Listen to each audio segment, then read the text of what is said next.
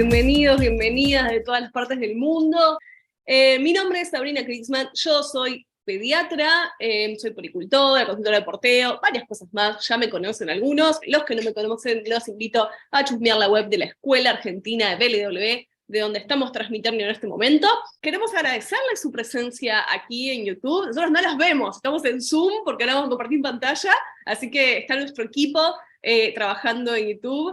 Y bueno, nos juntamos hoy justamente para traer ciertas nociones de alimentación en infancias con discapacidad y ciertas situaciones especiales también. Y este curso que lo venimos craneando hace más de un año, además de nosotras dos como directoras, tenemos una maravillosa codirectora, una maravillosa coordinadora, que es María Fernández Irumé, y acá se las dejo, le abro el micrófono para que puedas contarles un poco de su trabajo y de qué va a tratar la masterclass del día de hoy. Bueno, primero que nada, bienvenidos y bienvenidas a todas las personas, y como dijo Sabri, no veo quiénes están, así que imagino a la gente que está del otro lado. Estoy muy contenta de que estén acá.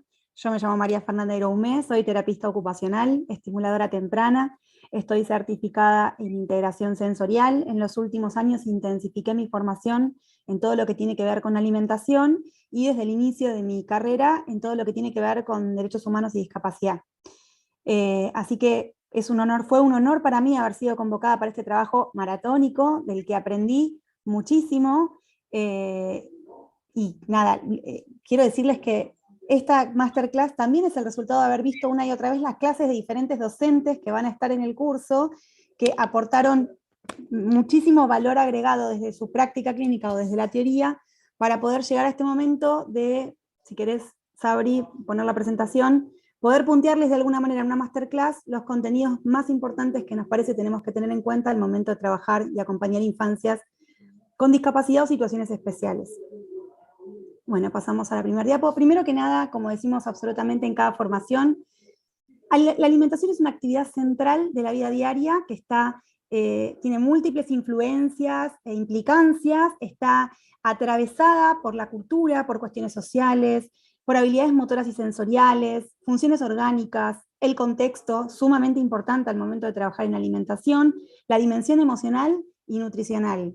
¿Sí? Esto es básicamente, podríamos desglosarla en muchísimos puntos más, y a su vez tener en cuenta que cada vez que uno quiere aplicar el análisis de la actividad de la alimentación a una persona específica, estas aristas se van a abrir nuevamente, sobre todo porque todos sabemos que el armado, la configuración de una familia ya de por sí trae a otras dos familias de inicio, así que bueno, es sumamente compleja, más allá de las cuestiones más técnicas, biológicas y vinculadas a lo nutricional, que es de lo que se suele hablar en los cursos de discapacidad cuando se habla de alimentación y discapacidad. Pasamos a la siguiente.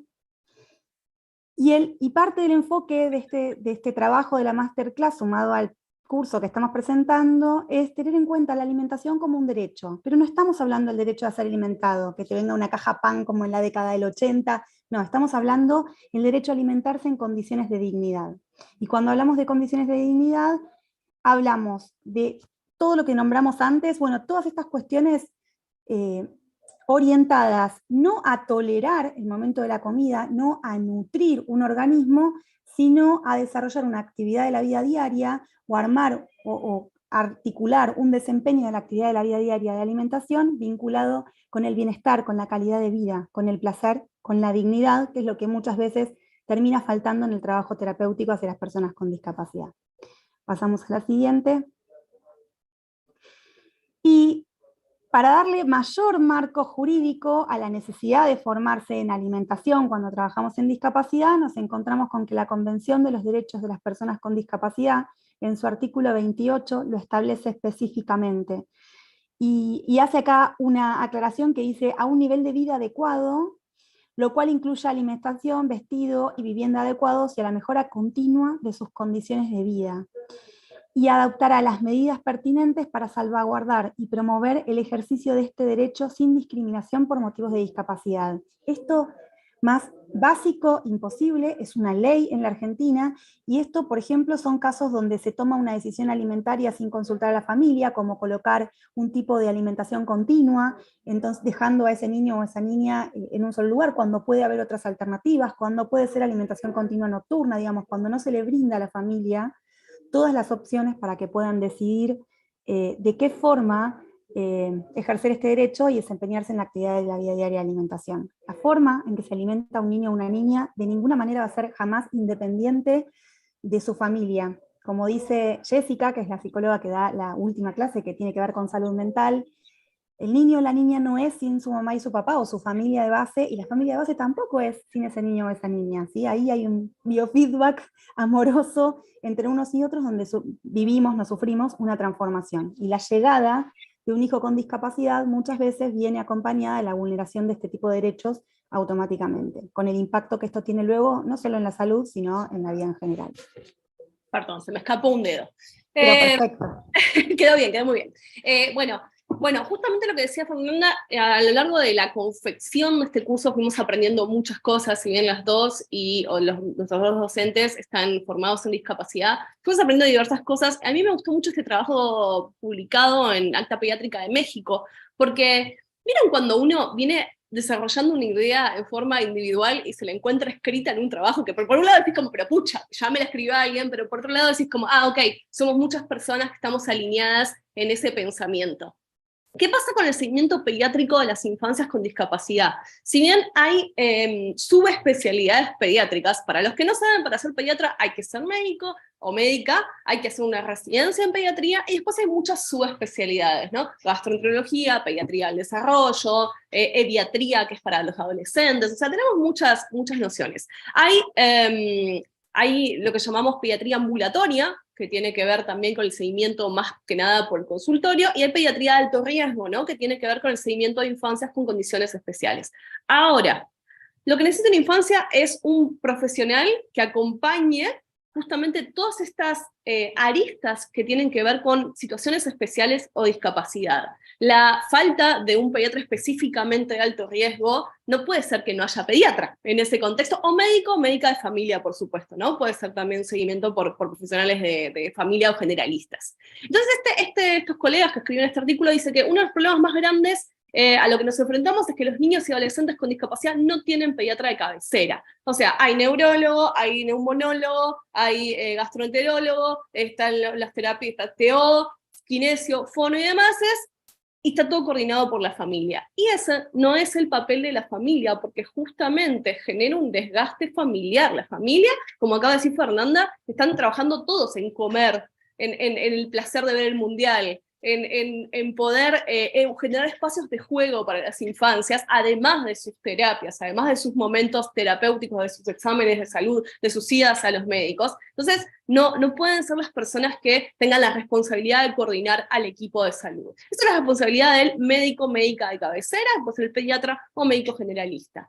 A las infancias con discapacidad son niños, niñas y adolescentes, niñas, y hay que pesarlos, hay que medirlos, hay que medir la cabeza, preguntarle cómo les fue en la escuela, hay que contarles su diagnóstico, hay que explicarles las intervenciones que vamos a hacer, los estudios que tenemos que hacer y por qué los tenemos que hacer, hay que preguntarles su opinión en ese camino, ¿no? Siempre buscando las mejores oportunidades, siempre buscando lo mejor para esa infancia, pero teniendo en cuenta su opinión y sus angustias. A veces hay que hacer cosas que no nos gustan, a nadie le gusta que a su hijo le haga una tomografía, y lo hemos pasado con Fernanda, lo hemos pasado las dos como madres, no está bueno, hacer una tomografía por anestesia, no está bueno, realmente, pero a veces hay que hacerlo realmente. Entonces explicarle a esa familia por qué lo tenemos que hacer, por qué es importante, y explicarle a ese niño o niña y validar sus sentimientos.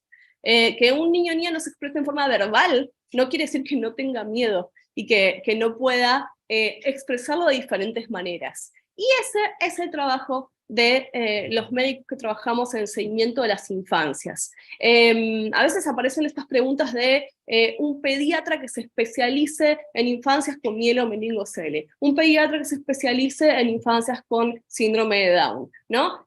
Si bien hay profesionales, hay colegas que han dedicado su práctica más a esas cuestiones, en realidad el seguimiento pediátrico lo hace un pediatra de cabecera, el mismo que siga a los hermanitos, y tal vez eso ayuda mucho porque no hay que ir a muchos lugares, y además conocemos la integralidad de la familia y la integralidad del lugar donde están esas infancias.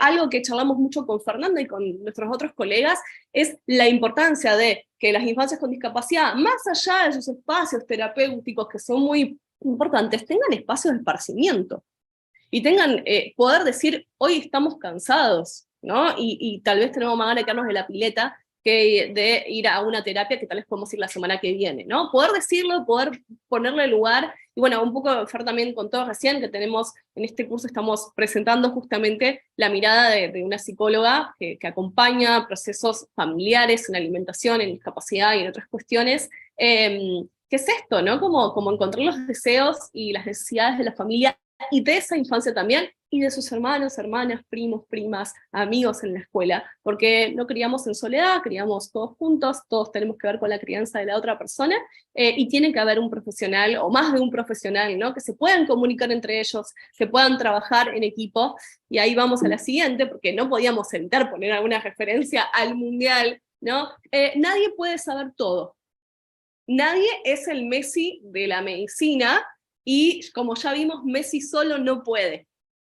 Entonces, justamente esto, saber hacer interconsultas oportunas, ¿sí? Saber trabajar con los profesionales que acompañan estas infancias, no ver pedacitos de persona. Bueno, este mira el pulmón, este mira el cerebro, este mira la planta del pie, ¿sí? Y no está todo coordinado. Yo creo que he aprendido muchísimo de mis colegas kinesiólogos, de mis colegas fonoaudiólogos, de mis colegas terapistas ocupacionales, empezar a pensar la integralidad. Los profesionales de salud muchas veces nos forman por pedazos, o sea, por pedazos de persona que parece que no se conectan, y justamente una clave troncal del acompañamiento de una persona es la alimentación. La alimentación es el primer acto social que realiza una persona de la manera en que lo haga. Lo hace por una sonda nasogástrica, lo hace en forma parenteral por una vía en el cordón umbilical, sigue siendo un acto social que involucra a otras personas. Y lamentablemente no estamos formados de esa manera, ¿no? Es como, bueno, yo hago traumatología, ¿qué tengo que saber yo de alimentación? Tenés que saber un montón de alimentación realmente, porque justamente si un niño o niña tiene alguna intervención traumatológica, hay que hacer una cirugía, hay que poner una valva, hay que equipar a esa infancia, que ofrecer apoyos, como va a explicar Fernanda ahora, bueno, todo lo que vaya a ingerir su cuerpito, no alcanza con contar calorías. Venimos de un paradigma de contar calorías, de cuántas calorías necesita, grasas, proteínas, macros, etcétera, micronutrientes y demás. Bueno, acá hay un punto más, que es qué come su familia, cuáles son sus tradiciones, cuáles son las recetas de sus abuelas. Siempre decimos la receta de la abuela, pero ya nuestras abuelas ya no tienen recetas, muchas ya no tienen recetas, no. Así que tenemos que crear nuevas recetas, ¿no? En base a lo que nos gusta como familia y lo que nos hace bien, qué podemos elegir, y qué nos da placer. El placer es fundamental, y el placer no solo lo que comemos, sino a la hora de comer. A mí me gusta más un plato que el otro, y eso me hace más feliz a la hora de comer, y a los niños también. O sea, el platito de Paw Patrol, si no es solo el platito de Paw Patrol porque es para chicos, es porque le genera endorfinas, le genera liberación de ciertas hormonas que generan mayor relajación a la hora de comer. No un capricho querer el vaso azul y no el vaso rojo. O sea, el vaso azul es muy importante muchas veces, en cualquier infancia. Y cuando decimos en cualquier infancia, queremos decir a todas las infancias, infancias con discapacidad, en situaciones especiales, infancias que no tienen alguna cuestión aparente. Para todas las personas nos hace bien, y entonces justamente trabajar en equipo, hacer interconsultas oportunas, incluyendo a la familia y a las decisiones de esa infancia en esas interconsultas, bueno, es un poco el paradigma que queremos contarles y que estuvimos construyendo en la generación de este curso. Bueno, y como el curso en sí trata sobre aquellas infancias que necesitan apoyo para poder desempeñarse en la actividad de la vida diaria de comer, de alimentarse, vamos a definir justamente cómo levantamos las barreras, cómo hacemos que esas dificultades vinculadas a la alimentación dejen de aparecer. Y eso tiene que ver con la construcción de apoyos. Los apoyos no son solamente una cuchara especial que ahora vamos a ver ni demás. Los apoyos son personas, relaciones, objetos, el contexto mismo, actividades o servicios formales que van a responder justamente a la necesidad específica de la persona, y el objetivo, en este paradigma en el que estamos hoy, del modelo social de la discapacidad, ya no es rehabilitar con estos apoyos a la persona para que sea cada vez más fuerte y haga más cosas funcionales, no. Los objetivos van a ser la plena participación social, y aunque no esté nombrado acá específicamente, la calidad de vida, el bienestar y la posibilidad de ejercer el derecho a la autodeterminación. Entonces, aunque en nuestra cabeza quizás un apoyo es una silla de ruedas, un apoyo puede ser, y ahí pasamos a la siguiente diapo, una persona que acompañe. Entonces, para poder evaluar qué tipo de apoyo vamos a necesitar, Por supuesto que las diferentes disciplinas vamos a poner nuestros saberes en función de 4 ejes fundamentales que utiliza la fonoaudiología, sobre todo cuando habla de alimentación, que tiene que ver con la seguridad, la eficiencia, la competencia y este cuarto ítem que es bastante nuevo, en realidad, la confortabilidad. Porque, por ejemplo, cuando yo fui a la facultad, cuando vi los pacientes más severos, los que requieren más nivel de apoyo, el confort no era la palabra era más bien la tolerancia, que tolerara algún tipo, es como cuando un nene estuvo con una gastroenteritis y te dicen, bueno, vamos a ver si tolera el agua. Bueno, a ese nivel, que no lo devuelva, que abra la boca y que el alimento entre, por ejemplo, sin tener en cuenta de ninguna manera otras cuestiones que atraviesan a la alimentación que tienen que ver con el bienestar general de la persona y de su entorno también, porque la confortabilidad es un eje, un punto que posiblemente esté más construida y apoyada desde afuera que de la persona misma. Van a encontrar un montón de bibliografía vinculada a esto, son cuestiones que además en general suelen ser intradisciplinarias, o sea, cada disciplina tiene diferentes puntos que necesita evaluar en profundidad, pero lo importante es que tengamos en cuenta cuáles son los riesgos y demás que las otras disciplinas pueden llegar a evaluar o encontrar para justamente después construir estos apoyos. Y los apoyos pueden ser, por ejemplo, la asistencia de otro, simplemente otra persona. Pasamos a la anterior que quería hacer una aclaración importante legal. El apoyo puede ser simplemente una persona que te acerque la comida a la boca, que te dé estabilidad en una articulación. Y acá hay algo súper importante de lo que dijo Sabrina antes. Las familias trabajamos de familia y en muchas ocasiones cuando tenemos un niño o una niña con discapacidad o transitando una situación especial, porque puede haber discapacidad transitoria, aunque nos cueste escucharlo, no siempre discapacidad es algo crónico, en ocasiones puede ser temporal. Nosotros no podemos ser familias y cuidadoras las 24 horas. Entonces, la ley establece que se pueden aprobar, cubiertos por justamente la cobertura que tenga la persona, apoyos para desempeñarse en las actividades de la vida diaria, que pueden ser, dependiendo del caso y la necesidad, acompañantes terapéuticos o cuidadores domiciliarios. Y es personal formado específicamente para poder asistir en las actividades de la vida diaria y no sobrecargar a las familias. Esto no quiere decir que una familia que desea hacer esto no lo haga, pero sí es necesario que como profesionales que acompañamos infancias que tienen certificado de discapacidad o que están transitando una situación de discapacidad, tienen el derecho, esa persona y su familia, de recibir asistencia de otros cubierta, que sería un apoyo formal que te cubriría tu obra social o prepaga. Pasamos a la siguiente. Y existen otros apoyos más conocidos, más visibles, quizás que son las herramientas adaptadas, que es cuando la persona tiene cierto nivel de independencia y algún componente mínimo de ejecución se le está complicando, entonces tenemos los vasos con escotadura, que puede estar la persona sentada, por ejemplo, una persona que recibe apoyo físico en una silla de ruedas y no tiene control cervical, pero puede beber líquido en forma autónoma, puede llevar su mano hasta la boca, o otra persona asistirlo, no tiene por qué tomar de un vaso de piquito o de sorbete, puede hacerlo con un vaso con escotadura. Después está el tenedor cuchillo. Esto es tan propio de terapia ocupacional durante la carrera que me da un poco de risa porque digo, hemos construido estas herramientas en diferentes talleres y demás, y parece algo tan básico, tan innecesario quizás, y a una persona le puede cambiar la vida. El cuchillo tenedor, que es para una persona con un solo miembro superior, que pueda hacer en 2 movimientos lo que nosotros haríamos con ambas manos en una actividad bimanual. El bolsillo palmar, para poner el cubierto cuando no hay valores en la mano, pero sí hay posibilidades de acompañar, o que otro acompañe el movimiento para llevar la cuchara a la boca. Cubiertos flexibles para ir cambiándolos de lugar, engrosadores de mango. Hay toda una serie de recursos que se pueden encontrar en, por ejemplo, CIAPAT, que es un gran repositorio de información para alimentar la actividad de la vida diaria. Pero una aclaración.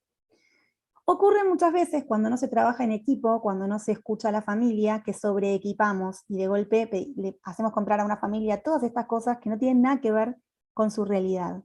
La construcción de un apoyo es un trabajo terapéutico que requiere a la familia en el centro, a la familia y a la persona con discapacidad en el centro, y diálogo entre todas las disciplinas para poder establecer qué es lo que vamos a apoyar. No hace falta sobreapoyar, todo lo contrario, siempre hay que presentar el desafío justo para que la persona en lo que pueda y desee ser autónoma lo pueda ejercer. Sin embargo, es importante que conozcamos estos recursos Y no solamente si somos terapistas ocupacionales y los prescribimos, sino que otras disciplinas también sean capaces de observar una situación y pensar que podría haber algún elemento, alguna herramienta adaptada que sirva para que la persona pueda desempeñarse en forma autónoma. Pasamos a la siguiente. Otro gran apoyo es una técnica que son los posicionamientos, que aunque en general todo lo que van a encontrar con posicionamientos suele estar atravesado por la palabra parálisis cerebral, es aplicado, por ejemplo, a muchos niños y niñas que tienen enfermedades poco frecuentes y que a veces es difícil la construcción de sus tratamientos. Sin embargo, si tenemos en cuenta cuál es específicamente la dificultad que se presenta, podemos tranquilamente utilizar este tipo de estrategias como es el posicionamiento. Cabeza, tronco y pelvis alineado, que además en general para las personas que tienen dificultades al momento de la alimentación es un gol cumplir con estas normas, y para el resto de las personas, para hacer más grato el momento de la comida y más sano el momento de la comida, también. Eso que vos decís, lo decimos en todos los cursos de alimentación complementaria, de inicio, alimentación complementaria para las infancias en general, que tengan un lugar donde apoyar los pies, que tengan una pelvis estable, y que eso les provea la estabilidad del tronco. O sea, por eso hay muchas cuestiones de la que está hablando Fernanda, y que permiso, Fer, me metí adelante. a compartir. Ustedes vieron estos cubiertos, ¿no? Son muy parecidos a los que se venden para bebés que empiezan la alimentación complementaria. Hay todo un trabajo de tomar alimentos de la terapia ocupacional y de otras disciplinas y llevarlos a los bebés que empiezan a comer. En realidad eso no es necesario a menos que se necesite un apoyo. Van a ver que hay un montón de estas cosas, hay un montón de estos objetos que se venden para todos los bebés, pero hay otras cosas que sí podemos tomar, y esto me parece lo más interesante. Un bebé que está incómodo en la silla de comer, ¿sí? No va a comer porque está incómodo, porque no tiene estabilidad en su tronco. O sea, vos ese tronco te hace así, no te puedes concentrar en agarrar algo, llevártelo a la boca, masticarlo, hacer un bolo y tragarlo. Entonces, realmente son herramientas que hemos aprendido que se aplican, digamos, a todas las personas. Tal cual, es que tiene que ver justamente también con sostener el vínculo con la actividad de alimentación, porque en muchas ocasiones con bebés con desarrollo típico también puede llegar a ocurrir, termina siendo una persona metiendo una cuchara dentro de la boca de otra y no hay ningún acto atravesado por nada más que un acto nutricional básico, quitándole a la alimentación todo el encanto que realmente tiene, porque es lindo. ¿Quién no se ha emocionado en el proceso de aprendizaje de alimentación de sus hijos? Porque a comer se aprende. Y en muchos casos llegan a consulta familias que no hicieron todos los procesos terapéuticos o que nadie los asesoró, a pesar de tener todos los terapeutas en lo que tiene que ver con alimentación, no les resuena que hay algo que hacer, porque esto es lo que han vivido a lo largo de toda la vida de su hijo o su hija, y con pequeñas estrategias se empieza a cambiar la experiencia y empiezan a comer en familia, por ejemplo. Es muy común que ocurra primero la alimentación en otro espacio, de la manera que acabo de describir, alguien metiendo en la boca, y cuando uno pregunta por la alimentación y mandan un video y empezamos a charlar, toma sentido para la familia esto. Porque aunque uno quiere siempre poner a la familia en el centro y fomentar la intuición de la familia, es difícil dejarse llevar por la intuición cuando la infancia de un hijo o una hija está atravesado por un montón de disciplinas. Acá retomo lo que dijo Sabrina antes con respecto a tener un pediatra de cabecera. No es lo mismo ir al neurólogo o a la neuróloga para que nos haga las órdenes para pedir los apoyos en la obra social, que tener una consulta pediátrica con alguien que hace un seguimiento integral de la persona y que justamente trabaja de articular todo el resto de los apoyos, digamos, que está coordinando para lograr armar un eje en todos estos apoyos que se pueden formar. Cuando viene una familia para trabajar la de alimentación y tenemos que pensar qué tipos de apoyo va a haber, además de que yo tengo que conocer la historia de esa familia, los deseos de la familia, en general me sirve recibir informes de otras disciplinas o hablar específicamente. Y lo que pasa cuando las familias de niños o niñas con discapacidad tienen pediatra de cabecera, lo que suele ocurrir es que les llevan muchísimas dudas que esa persona puede después traer al resto del equipo y podemos trabajarlas específicamente. No se puede preguntar lo que no se conoce con respecto a las familias no pueden promover lo que no conocen, y bueno, es una forma de ir construyendo otras prácticas más respetuosas de las infancias con discapacidad y situaciones especiales. Pasamos a la siguiente.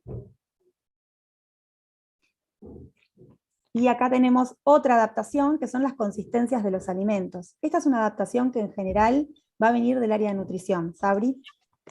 Sí, y justamente esta es una imagen de Comer y Criar, mi segundo libro, que obviamente habla de todo esto que estamos hablando en este curso y en esta masterclass. Esta es una transición de texturas, y lo pongo acá porque es difícil hacerlo en infancias con desarrollo típico. Tenemos infancias con desarrollo típico que a los 5 años siguen comiendo puré, y solo puré por miedo tal vez de los cuidadores de ofrecer texturas más amplias. Esta es la Escuela Argentina de BLW, pero nosotros lo decimos en la clase 1 de la formación, ¿sí? El BLW nos encanta, lo vamos a promover y demás, pero nos importa más qué es lo que le ofrecemos a las infancias y la forma en que se les ofrecemos. Una familia puede empezar con puré, con un desarrollo típico o con alguna discapacidad o una situación especial, no hay ningún problema. Pero el ir trabajando las distintas texturas en relación a lo que habló Fernanda, de la seguridad, por supuesto, de la confortabilidad, entendiendo que puede haber aversiones morales alrededor de la comida también, sí es importante realmente. Es una progresión de texturas que está tomada de un material que tenemos en la bibliografía, que es de la Universidad de Córdoba, el equipo de la doctora Mercedes Ruiz-Brunner y Elizabeth Sieri, que justamente habla de esto, ¿no? Como de la seguridad de las texturas. Uno dice, ay, bueno, pero una gelatina es algo que nadie se puede aspirar. Sí, tiene alto riesgo de aspiración la gelatina, por ejemplo, en algunas infancias con ciertas condiciones de la deglución.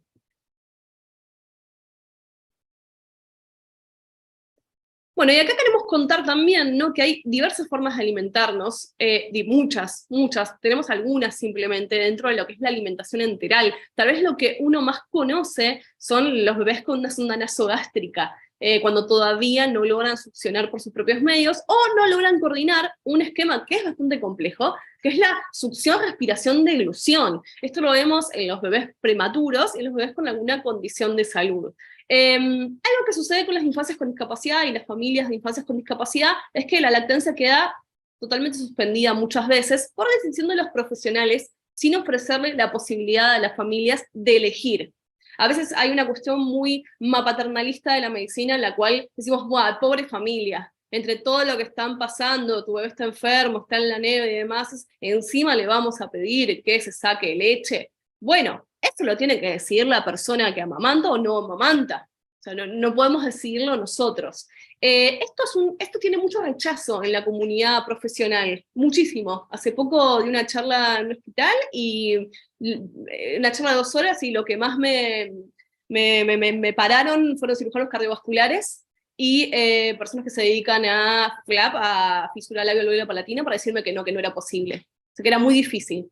Bueno, muy difícil no es imposible. Y sí, es verdad, hay ciertas condiciones que implican que las infancias no coman por la boca, y que coman por una sonda nasogástrica o un botón gástrico, eso nos parece muy importante, y que sean condiciones donde también haya placer en la alimentación, donde haya un momento de alimentarse con toda la familia, donde no se descuide la boca no debemos descuidarla nunca. Uy, pero nunca va a comer por la boca porque tiene una condición deglutoria que no le va a permitir, la boca hay que trabajarla igual. Estas niñas van a tener dientes, ¿sí? Y por eso tenemos un módulo entero de odontología para infancias con discapacidad, porque los dientes hay que cuidarlos de cualquier manera, y hay que cuidarlos más en ciertas condiciones. Abril, me Sí. gustaría hacer una aclaración acá importante, perdón que me meto, y es que también es importante, por ejemplo, que los terapeutas, quienes trabajamos quizás más por fuera del sistema médico, preguntemos a los médicos o médicas especialistas o a la fono que se encargue de la parte de alimentación,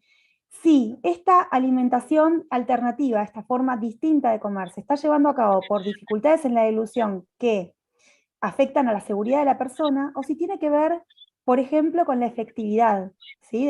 Porque en esos casos se puede sostener la alimentación social. Entonces, aunque no va a haber una preocupación primaria en la cantidad de nutrientes, un niño o una niña que come en forma muy lenta, que no le alcanzaría para adquirir todos los nutrientes que necesita para vivir, sí podría en un cumpleaños ocasionalmente compartir un momento de alimentación con sus compañeros, en el jardín, merendar. Entonces, también tenemos que cortar con el prejuicio de creer que porque hay sonda o botón, esa persona no puede tener una alimentación social, que es una que no va a tener que ver con la nutrición, pero sí con sostener el hábito y el placer de comer con otras personas. Y todo lo que lleva a la alimentación, el cocinar, por ejemplo. O sea, uno a veces cocina no para comer, y esto es medio raro lo que estoy diciendo, ¿no? Pero ¿cuántas veces le cocinamos a alguna persona que queremos mucho algo que capaz nosotros no comeríamos o no teníamos tanta hambre? El acto de cocinar es placentero, pasan un montón de cosas en el acto de cocinar. Uno bate huevos, y los huevos crecen y cambian de color, ¿no? Pone harina y la niña se moja y cambia, y de repente pone una cucharada de cacao y todo es negro. Entonces, todas esas experiencias sensoriales, acá me meto en el terreno, no es mío, es de Per, pero me gusta contarlo, las merecen todas las infancias. Las merecen con los apoyos que necesiten, ¿no? En ese camino. Mi hijo 1000 veces cocina y no come nada de lo que cocina, pero el acto de cocinar, de romper el huevo, de ver cómo se rompe el huevo, de escuchar cómo se rompe el huevo, tal vez no lo rompe él porque no puede, pero lo rompe otra persona, y eso también hay una interacción ni vuelta. Bueno, eso también es alimentación, ¿sí? Independientemente de la forma que estemos ofreciendo ese alimento. Volviendo un poco al tema de la lactancia, tenemos a Sandra Rodríguez, para mí es la persona embajadora de lactancia del país, justamente hablando de lactancia y situaciones especiales, sobre todo en bebés pequeños, y me parece que es una mirada muy interesante, ¿no? Porque ahora que tenemos las redes sociales, tenemos acceso a mucha información, a muchas personas con discapacidad contando su día a día. En Estados Unidos hay una movida muy fuerte, muy interesante, de personas contando esto. Hay una mujer que seguimos con Fernanda, que es trabajadora social en Estados Unidos, que se alimenta por un botón gástrico, se alimentó toda su vida así, y que ella, para el Día de Acción de Gracias, licúa un montón de cosas con el charlado de sus médicos, las pasa por el botón, y cuando eructa siente el sabor de la comida.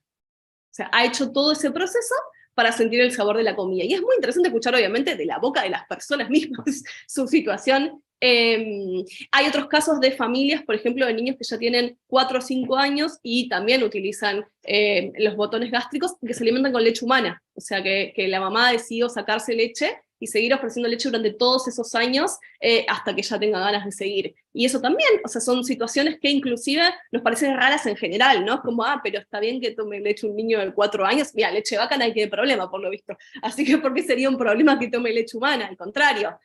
Bueno, situaciones que son muy interesantes escucharlas, sobre todo de la boca de las personas que lo han atravesado. Y tenemos otros métodos de alimentación, como la alimentación parenteral, donde van a la vía, al sistema circulatorio directamente los nutrientes. Generalmente son situaciones transitorias, ¿sí? Pero que es interesante contar y explicar por qué se está haciendo esto. Esto pasa mucho en los bebés que van al neo, los bebés prematuros, sobre todo en sus primeros días, y después se pasa a una alimentación enteral. Existen personas que se alimentan sobre todo con alimentación parenteral. Sí, hay cuestiones con el intestino, hay personas con intestinos muy cortos o que no son capaces de absorber nutrientes, que necesitan una vía parenteral. Y bueno, de todas estas situaciones hablamos en nuestro curso justamente para darlas a conocer, porque no nos parece que sean tan conocidas en lo general. Y esta imagen a mí es la que más me gusta de mi segundo libro. Mi segundo libro es la imagen que más me gusta de todas realmente, porque cuando uno la mira, dice, es una familia comiendo. Como, ¿por qué la nena no tiene el cubierto en la mano? ¿Qué pasa? O sea, ¿está mirando al hermano? ¿Qué está pasando? Y en realidad es una familia comiendo, y esta niña está comiendo a través de su botón gástrico, ¿no? Pero está en la mesa, está tocando las cosas, está viendo a su hermano, está charlando con su familia, tiene un apoyo que es el de su mamá sobre su cuerpo. Tal vez lo necesita, tal vez no, tal vez quería estar a UPA de su mamá, como nos pasa tantas veces con nuestros hijos que suben a UPA para comer, ¿sí? Y a mí me encanta que nadie vea esta parte al principio, porque es justamente apuntamos a eso, ¿no? Que todas las personas tengan un lugar en el acto de comer y en el disfrute del acto de comer, y en la sociabilidad del acto de comer. Y esto no queríamos dejar de plantearlo, ¿no? En relación a que uno habla de discapacidad y, como dijo Fernanda, muchas veces pueden ser situaciones transitorias. La prematurez realmente es una situación especial dentro de la vida de una persona. Nacer antes no es lo mismo que nacer de 38 o 40 semanas. Gran parte del desarrollo del cerebro tiene que formarse afuera del útero, cuando en una situación ideal se hubiera formado adentro del útero. Y hay un montón de estímulos que van a condicionar ese cerebro. Entonces, o sea, hay un camino muy grande desde este lugar. Este es un bebé recibiendo calostroterapia. Hoy se sabe que si le colocamos gotas de calostro en la boca a ese bebé, aunque tenga un respirador, la transición a la alimentación oral es mucho más rápida y mucho más eficiente. De aquí hasta acá, a este bebé comiendo, no importa la cuchara. O sea, siempre decimos eso, no es una cuestión de si cuchara o no cuchara. Es un bebé conectado, está mirando a su mamá, o sea, está poniendo una manito para sostenerse, y probablemente lo que haga es agarrar la cuchara y llevársela a la boca.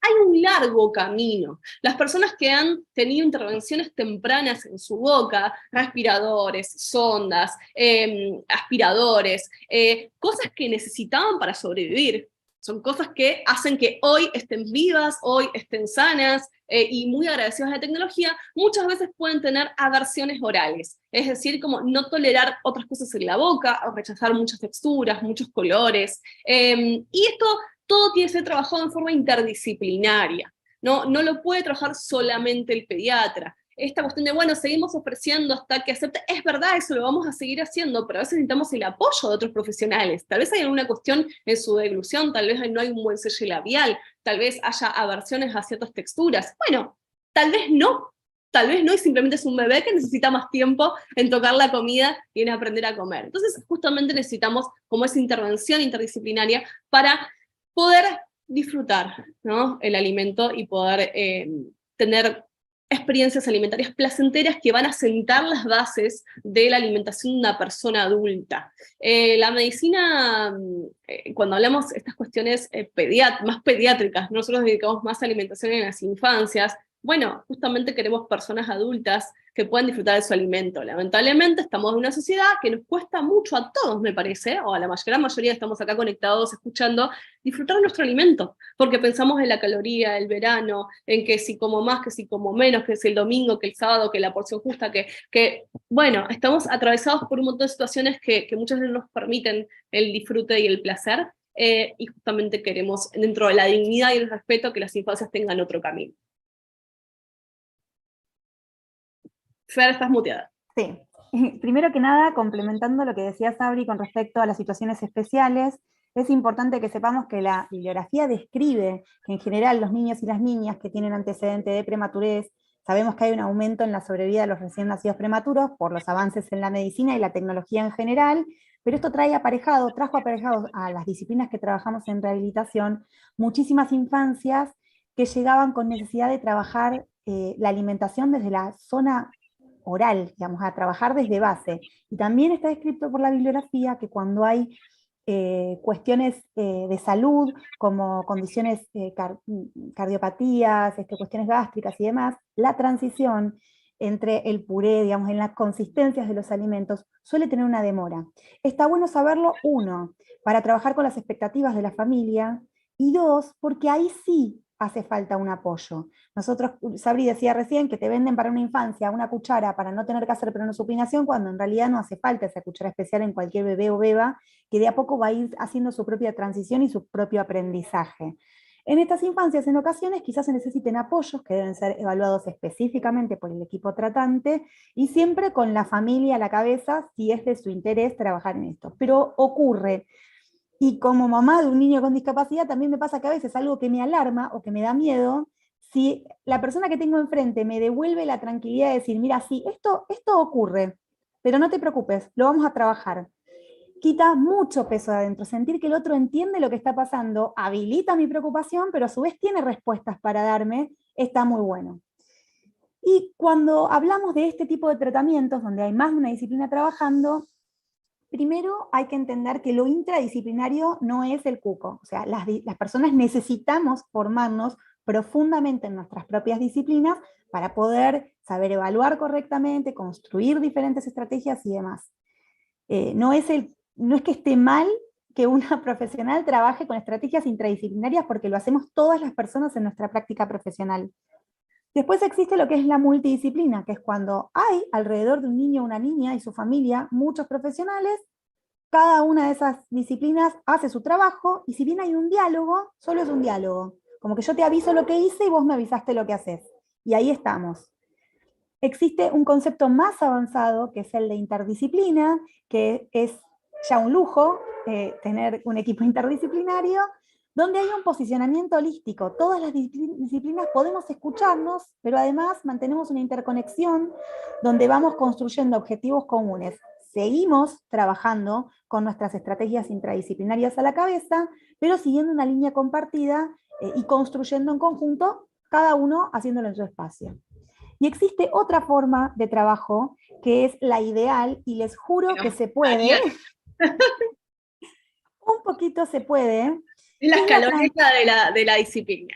Eso, la escaloneta de la disciplina, tal cual. ¿Pero qué implica? Implica sacarse el polvo del tratamiento clásico sin miedo, confiar en las otras personas con las que vamos a trabajar, empezar a compartir la mirada y empezar a intervenir en conjunto. O sea, están todas las perspectivas de todos los profesionales, pero tienen que entrar en juego en conjunto y empezar a atravesarse unas con las otras. Pasamos a la siguiente diapo. Y a veces la transdisciplina se puede, como dije, y se ve de esta forma. Donde fue el mejor momento de mi práctica pediátrica. Eso, está Sabrina siendo pediatra, yo siendo TO, pero estoy usando una estrategia que construimos en conjunto con una fonoaudióloga, con un equipamiento, con un equipo de apoyo específico para trabajar que otra terapista ocupacional me ayudó a definir, supervisando la necesidad de este trabajo. O sea, en esa foto hay trabajo de muchas disciplinas al mismo tiempo y que estamos trabajando atravesadas unas sobre las otras. Y la foto la saca su mamá. Su mamá que también trabaja, gracias, Flavia, que tal, que seguro estás por acá, la saca su mamá, con permiso de Bruno, o sea, no es menores. Por supuesto. Pero se puede. ¿Lleva más tiempo? Sí. ¿Lleva más estudio? Claro que sí, porque todas las personas que estamos alrededor de un tratamiento transdisciplinario solemos hacer formaciones que exceden a nuestros conocimientos intradisciplinarios. Cuando me colé en un curso para fonoaudiólogas. Nadie Por se dio ejemplo. cuenta. Discúlpenme, pero nadie se dio cuenta, yo me colé en un curso de fonoaudiología. Fue genial. Por suerte, fantástico, claro, y cada vez nos vamos abriendo más las disciplinas, aunque sea, por ejemplo, en las certificaciones, el nivel 1 de muchas certificaciones ya lo están pudiendo hacer todas las disciplinas, porque ¿cómo podemos construir una derivación si no sabemos lo que hace la otra disciplina? ¿Cómo podemos establecer un grupo de riesgo si no conocemos otros riesgos más allá que los nuestros? Y eso tiene como resultado justamente un incremento del tiempo transdisciplinario directamente a la calidad de vida de la persona. Y volvemos a lo mismo, no estamos hablando de entrenamiento intensivo para que un niño o una niña con una discapacidad se vuelva cada vez más normotípico, sino que lo que estamos haciendo es trabajar para dar calidad de vida. Una de las cuestiones que ocurre en los tratamientos transdisciplinarios es que muchas veces se reducen los tiempos terapéuticos, es menos tiempo terapéutico, pero al ampliar el tiempo terapéutico transdisciplinario se observa una mejora, una mayor calidad de vida de la persona y de su familia también, porque estamos hablando de infancias y las infancias son acompañadas, son llevadas siempre por madre, padre, abuelos, tíos, hermanos, hermanas y demás que pueden estar. Por lo tanto, cuando hablamos de alimentación en infancias con discapacidad o situaciones especiales, a lo que debemos apuntar es a construir espacios transdisciplinarios. Pasamos a la siguiente. Y bueno, justamente en relación a formar estos espacios transdisciplinarios, queremos invitarles a este trabajo que venimos haciendo hace más de un año, que además quiero darles un dato que es importante, que es que va a seguir construyéndose. Esto es un curso que es un curso dinámico. ¿Y qué significa esto? Ahora les cuento. La invitación es formarse para poder ser agentes promotores de calidad de vida y facilitadores del derecho de autodeterminación de las personas con discapacidad y sus familias.